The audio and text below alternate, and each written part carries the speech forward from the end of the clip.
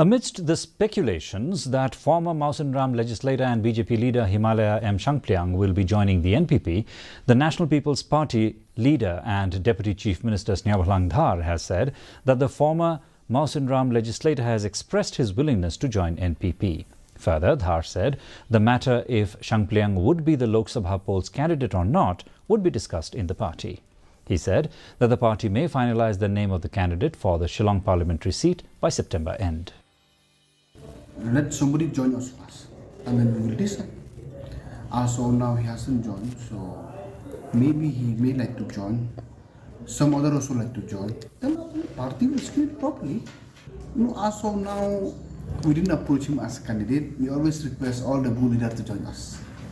That is always party ideas. Yes, not only Bashir, but so many good leaders. We request to join our party. That is normal thing. See, that is not me alone.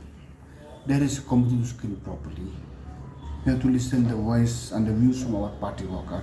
That is normally how we do in selection of candidate in any election. Likely, I think maybe by the end of September, I think we will be able to get the name.